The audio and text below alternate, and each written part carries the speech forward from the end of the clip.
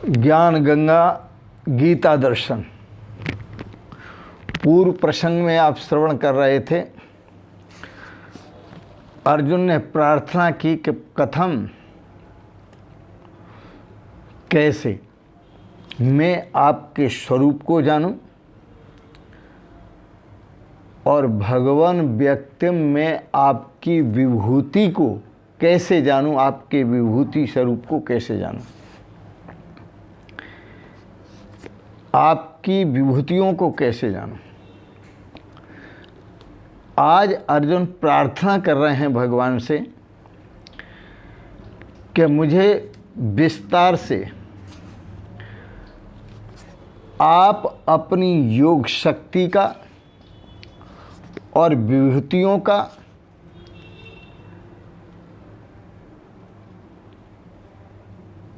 वर्णन करें। तो योग शक्ति और विभूतियों का विस्तार से कहने के लिए अर्जुन प्रार्थना करते हैं भगवान से। विस्तरेण आत्मनो योगम विभूतिम च जनार्दन भूय कथ तृप्तिर्हि शृण्वतो नास्ति मे अमृतम। अर्जुन ने कहा, हे भगवान, हे जनार्दन, अपनी योग शक्ति को और विभूति को फिर से मैं विस्तार से श्रवण करना चाहता हूं। आप मेरे लिए अपनी योग शक्ति को और अपनी विभूति स्वरूप को विस्तार से कहिए, क्योंकि आपने जितना अमृत पिलाया है, बचना अमृत,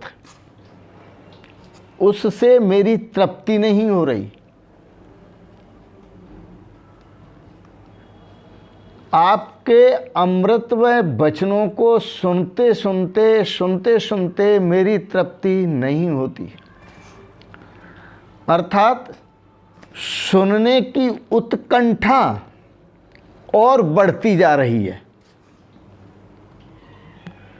और सुनने की उत्कंठा बनी रहती है और सुनने की उत्कंठा बढ़ती जा रही है। यह अर्जुन की प्रार्थना। इसलिए आप अपनी योग शक्ति को और विभूति को, इन दोनों के स्वरूप को विस्तार से कहिए। तो भगवान श्री कृष्ण से जब अर्जुन प्रार्थना करते हैं तो एक सिद्धांत की बात तो ये समझ लें कि भगवान का स्वरूप और विभूति ये कहने और सुनने का विषय नहीं है। उन सभी का परिचय मिल सकता है जो आप परिचय पूर्व में सुन रहे थे, लेकिन उनका ज्ञान नहीं हो सकता, उनका बोध नहीं हो सकता, उनका स्वरूप की अनुभूति नहीं हो सकती। हाँ, वचनों से, शब्दों से इशारा मिल सकता है कि अपनी तृप्ति के लिए जो अमृत तत्व है, जिससे हमें तृप्ति मिलेगी, उस अमृत तत्व को प्राप्त कैसे करें, उसका तरीका क्या है, उसका उपाय क्या है, उसका मेथड क्या है, उसकी विधि क्या है।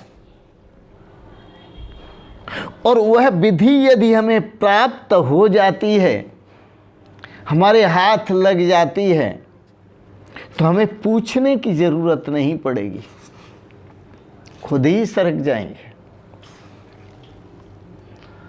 तो वचनों से इशारे मिलते हैं, शब्दों से इशारे मिलते हैं, तृप्ति नहीं। शास्त्रों से इशारे मिलते हैं, तृप्ति नहीं। ऋषियों से इशारे मिलते हैं, तृप्ति नहीं। और भगवान सद्गुरु के रूप में, साक्षात नारायण भगवान कृष्ण स्वरूप में उपस्थित हैं, उनसे भी हमें इशारे मिल रहे हैं, स्वरूप नहीं। वो इंगित कर रहे हैं किसकी ओर? अमृत की ओर। वो इंगित कर रहे हैं किसकी ओर? अपने स्वरूप की ओर। शब्द इंगित तो कर सकते हैं, इशारा तो कर सकते हैं, लेकिन मिलना तो खुद को पड़ेगा।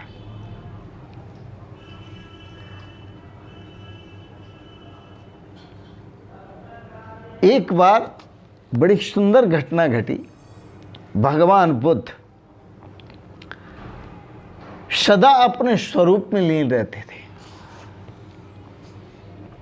मस्त रहते थे, आनंद मग्न रहते थे। एक समय वह आया जो उनका अंतिम क्षण था, और अंतिम क्षण के समय उनको देख करके, उनकी स्थिति को देख करके उनका जो परम शिष्य भिक्षु आनंद रोने लगा। भगवान बुद्ध ने पूछा, तो मेरे सामने बैठकर क्यों रो रहे हो?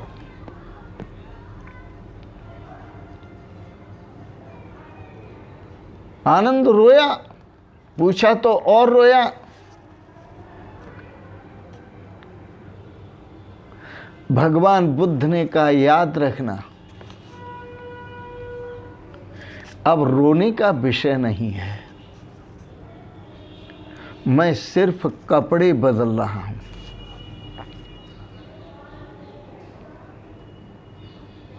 सिर्फ कपड़े। यह वस्त्र जो है शरीर पर, शरीर को ढकने के लिए होते हैं। शरीर रूपी जो वस्त्र है वो आत्मा को ढकने के लिए है। मैं वस्त्र बदल रहा हूं। रोने का विषय नहीं, मैं मर नहीं रहा, मैं अमृत हूं, मैं अमर हूं, मेरी मृत्यु कभी होती ही नहीं है। और इतने समय तू मेरे पास रहा, इतना समझ नहीं पाया, आज रो रहा है। ये समझना है। जितने भी संत महापुरुष हैं वह उस अमृत की ओर इशारा करते हैं। जितने भी हमारे धर्म ग्रंथ हैं वह उस अमृत की ओर इशारा करते हैं। आप धर्म ग्रंथों को पढ़ने से धार्मिक हो सकते हैं, आपका जीवन धार्मिक हो सकता है।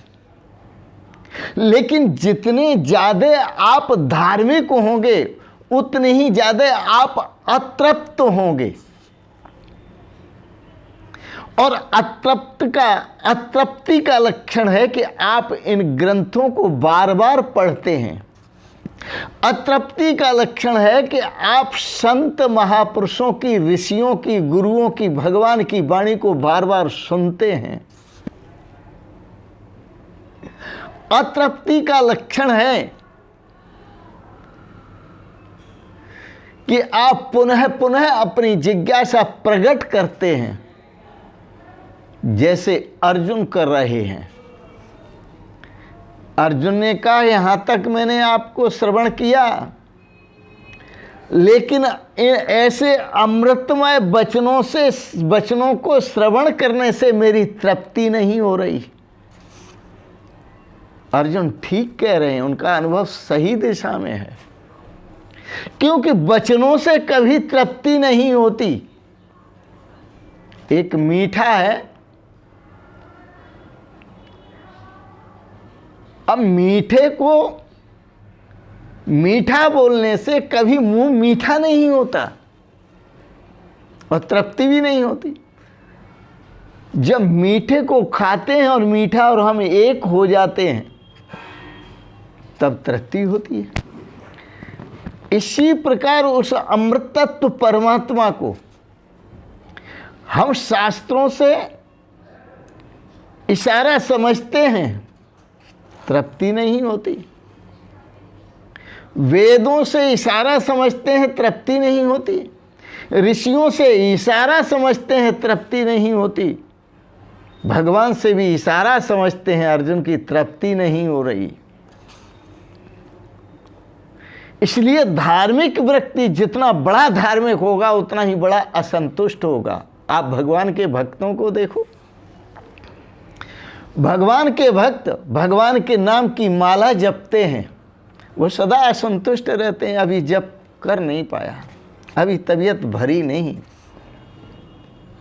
भगवान के भक्तों को देखो, पाठ करने वालों को, गीता का पाठ किया, तबीयत भरी नहीं, दोबारा फिर करेंगे, तिबारा फिर करेंगे, चतुर्थ बार फिर करेंगे, तबीयत भरी नहीं।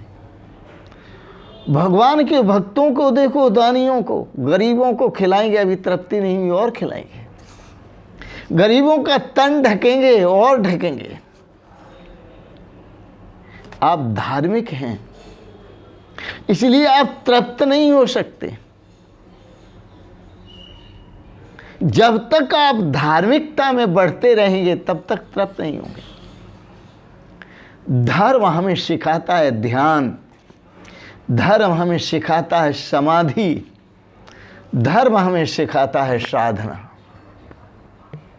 ये भी तो सिखाता है धर्म। आप जब आगे बढ़ेंगे और आप साधना करेंगे, आप समाधि लगाएंगे, ध्यान में जाएंगे, तब आप तृप्त होंगे। तो धर्म युक्त व्यक्ति सदा असंतुष्ट रहता है।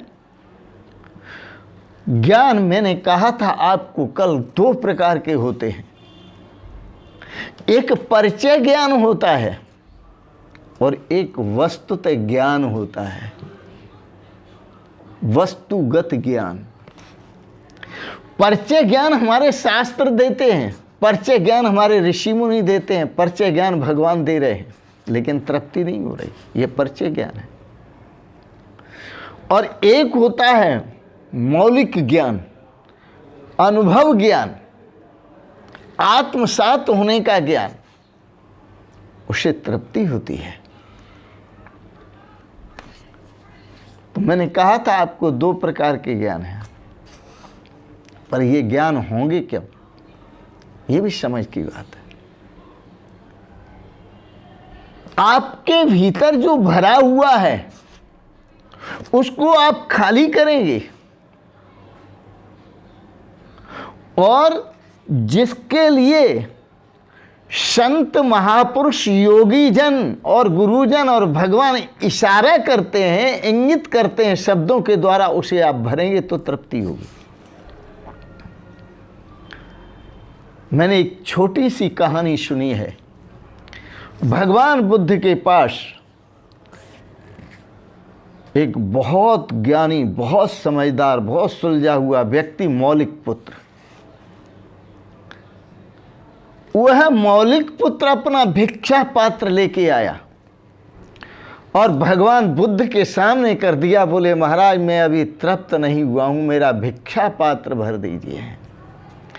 ये भिक्षा पात्र भरा ही नहीं जा रहा है, मैं क्या करूं। बहुत दुखी मन से कहने लगा। जब बुद्ध भगवान ने उसके भिक्षा पात्र को देखा अच्छी तरह से, तो बुद्ध भगवान बोले, पुत्र तुम्हारा जो भिक्षा पात्र है वह पहले से ही इतना भरा हुआ है, इतना भरा हुआ है कि उसमें सड़ान बदबू आ रही है, इतना भरा हुआ है। आप इसको पहले खाली करें, और खाली करने के बाद जब भरेंगे तभी भरा जा सकता है, इससे पहले नहीं। भगवान बुद्ध ने कहा, तुम्हारे ज्ञान में बू है, तुम्हें शास्त्रों का बहुत ज्ञान है, तुम्हें सुनने का बहुत ज्ञान है, तुम्हारे पास शब्दों का संग्रह बहुत है, तुम्हारे अंदर, तुम्हारे भिक्षा पात्र में बू आ रही है, गंध आ रही है। पहले इसको साफ करना पड़ेगा। कहने का अभिप्राय, भगवान बुद्ध ने कहा, मौलिक पुत्र तुमने जो अज्ञान इकट्ठा कर रखा है, पहले इस जो तुमने ज्ञान, परिचय ज्ञान इकट्ठा कर रखा है, पहले इसको खाली करना पड़ेगा परिचय ज्ञान से, उसके बाद अमृत की बात होगी। भगवान बुद्ध सोचने लगे कि है तो ये ज्ञानी बहुत बुद्धिमान है, सुलझा हुआ है, अब इसको अज्ञानी कैसे बनाया जाए। भगवान बुद्ध ने कहा पहले तुम्हें अज्ञानी बनाना पड़ेगा, और जब तुम बिल्कुल अज्ञानी हो जाओगे, बिल्कुल परिचय ज्ञान से रहित हो जाओगे, उस समय तुम उस महान अनुभव में, महान अमृत में सरक सकोगे। तब उस महान अमृत में प्रवेश कर सकोगे। ज्ञान का भी जो घमंड होता है, शाब्दिक ज्ञान का, वेदों के ज्ञान का, शास्त्रों के ज्ञान का, राजनैतिक ज्ञान का, व्यवहारिक ज्ञान का, पता नहीं क्या क्या ज्ञान होता है, कितना कितना घमंड होता है, कैसे कैसे होते हैं। लेकिन गोस्वामी तुलसीदास जी तो ये कहते हैं कि मुझे तो बिल्कुल दीन बना दो, गरीब बना दो, बिल्कुल दीन। कामे नाहर प्यार जिम, लोभे प्रिय जिम दाम, तिमि रघुनाथ निरंतर प्रिय लागो मोहि राम। मेरी आसक्ति इतनी हो आप में कि जितनी एक कामी की आसक्ति स्त्री में होती है और लोभी की आसक्ति दाम में होती है, वो दमड़ी चली जाए, दमड़ी न जाए चाहे चमड़ी चली जाए, मर जाएगा लेकिन दाम छोड़ेगा नहीं।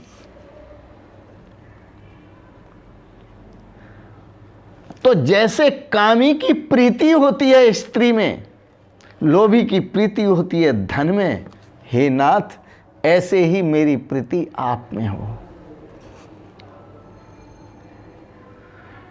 जितना ज्ञान समझकर जो अज्ञान इकट्ठा किया हुआ है, ये विस्मृत करना पड़ेगा, ये भुलाना पड़ेगा, और सब कुछ भुला करके अंतर्मुख होकर के ध्यान अवस्था में आकर के, और आपने जिसके लिए शास्त्र इंगित करते हैं, जिसके लिए गुरु इंगित करते हैं, ऋषि मुनि इंगित करते हैं, जिसके लिए भगवान स्वयं इंगित करते हैं, उस स्वरूप में सरकना होगा आपको।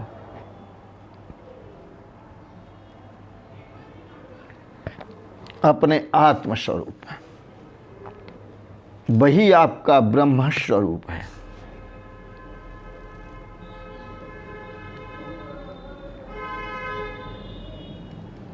आप एक सिद्धांत समझें, यदि किसी को आप जानना चाहते हैं,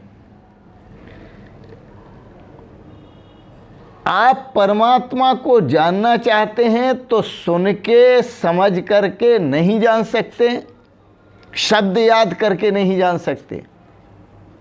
आप परमात्मा के साथ पहली शर्त है कि एक होकर के ही परमात्मा को जान सकते हैं। इसलिए भगवान ने पूर्व में बार बार आपको कहा कि ब्रह्म आत्मैक्य भाव को प्राप्त हो। ब्रह्म और आत्मा आप एक हैं तो आप अनंत आनंद की अनुभूति कर सकते हैं, अनंत प्रेम और रस की अनुभूति कर सकते हैं। यहाँ अर्जुन कहते हैं मेरी तृप्ति नहीं हो रही और आपकी भी तृप्ति नहीं हो रही है। तो अर्जुन भगवान के योग शक्ति स्वरूप को और विभूति स्वरूप को विस्तार से जानना चाहते हैं और विस्तार से देखना चाहते हैं, सुनना चाहते हैं, समझना चाहते हैं। भगवान ने कहा इसका विस्तार मैं आज नहीं कल करूँगा, आज इतना ही। आपने बड़े प्रेम और श्रद्धा से गीता दर्शन पर सुंदर विचारों को श्रवण किया, इसके लिए बहुत बहुत अनुग्रहित हैं। आओ एक छोटा सा भजन बोलते हैं, जो चेतन है पिंडा वही है ब्रह्मांडा। जो चेतन है पिंडा वही है ब्रह्मांडा। जो चेतन परमात्मा आपके शरीर में भीतर आपका स्वरूप बनकर बैठा है, वही सारे ब्रह्मांड में है। जो चेतन है पिंडा वही है ब्रह्मांडा। एक घट में आत्म कहलावे, एक घट में आत्म कहलावे, एक घट में आत्म कहलावे। सब में ब्रह्म अखंडा, अखंड ब्रह्म। सब में ब्रह्म अखंडा वही है ब्रह्मांडा। जो चेतन है पिंडा वही है ब्रह्मांडा। चिनगाई सम नाना जग है। अग्नि एक होती है, उसकी चिनगारियाँ अनेक होती हैं। इसी प्रकार ब्रह्म परमात्मा एक है, उसके स्वरूप अनेक हैं। चिनगाई सम सो ही तू है, देह नहीं है। चेतन वही तू है, सो ही तू है। आप उस चिंगारी को बताइए, वही अग्नि है आप।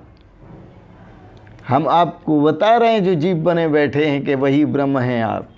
सो ही तू है, देह नहीं है। सो ही तू है, देह नहीं है। झूठो त्याग घमंडा, झूठो त्याग घमंडा वही है ब्रह्मांडा। जो चेतन है पिंडा वही है ब्रह्मांडा। जो चेतन है पिंडा वही है ब्रह्मांडा। चिनगाई सम नाना जग है, चिनगाई सम नाना जग है। तू ब्रह्मा अग्नि प्रचंडा, तू ब्रह्म अग्नि है प्रचंड। सारा जग तेरी चिनगारियां हैं। तू ब्रह्मा अग्नि प्रचंडा वही है ब्रह्मांडा। जो चेतन है पिंडा वही है ब्रह्मांडा। लेकर के विज्ञान दंड को, लेकर के विज्ञान दंड को, इस अनुभव को लेकर के फोड़ दे माया भांडा।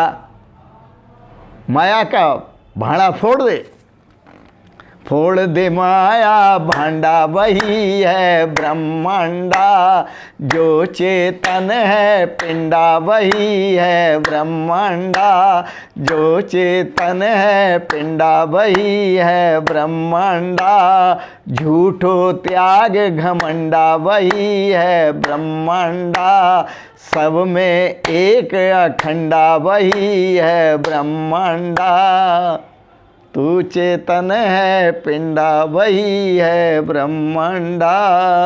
जो चेतन है पिंडा वही है ब्रह्मांडा। आज इतना ही। आपने बड़े प्रेम और श्रद्धा से गीता दर्शन पर दार्शनिक विचार श्रवण किए।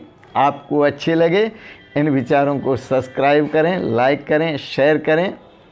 और आप सभी को भगवत स्वरूप जानकर, पहचान कर, अनुभव कर सादर प्रणाम करता हूँ। आपके चरणों का वंदन करता हूँ। ओम शिवोहम शिवोहम शिवोहम।